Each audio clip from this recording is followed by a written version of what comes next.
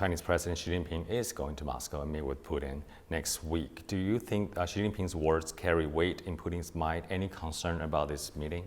We know that China and Russia have been improving and increasing their relationship in many different ways. Both sides have been. I can't speak for the kind of influence that Mr. Xi might have over Mr. Putin. We'll just have to see what it is they decide to talk about. What we are concerned about is that President Xi hasn't talked to President Zelensky, and we believe it's important that he do that as well. That he doesn't just get the Russian perspective here on this war, but that he gets President Zelensky's perspective. I would also say, while we're at this, is, we've seen in the China 12-point so-called peace proposal, they talk about a ceasefire. And we'd be concerned if coming out of this meeting, there was some sort of call for a ceasefire. Because right now, while a ceasefire sounds good, it actually ratifies Russia's gains on the ground. It actually serves Russia's purpose for a ceasefire to basically call a stop right now without any acknowledgement that Russia's illegally inside Ukraine. What is your response to the assessment that if there's a ceasefire that can temporarily put aside the question of territorial boundaries, that kind of ceasefire might be what is feasible? That doesn't serve Ukraine's interest. It doesn't serve the world's interest. It doesn't serve the UN Charter's interest. It would be a violation of the UN Charter. Look, in the first line of the Chinese proposal, it says that they want to see sovereignty respected. Well, you know what? We agree with that.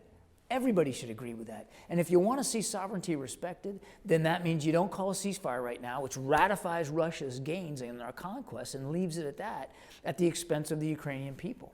So put aside the Chinese proposal, what is the administration and the NATO's proposal that may be coming forward for lowering tensions? We all want to see this war end. And it could end today if Mr. Putin would pull his troops out.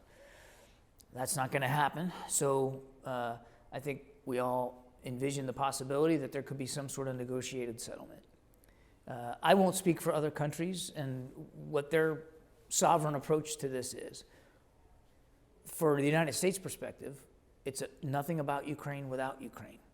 No negotiation, no settlement discussion can or should take place without Ukraine being squarely in the middle of it. And President Zelensky's perspectives fully and completely understood and respected. That's where we are. President Xi Jinping is going to talk to President Zelensky virtually, according to the Chinese part. So what would you like to see from that call, and had President Zelensky talk to the U.S. side about what kind of message is going to convey to President Xi? We fully support President Xi talking to President Zelensky. We think it's important that he gets the Ukrainian perspective.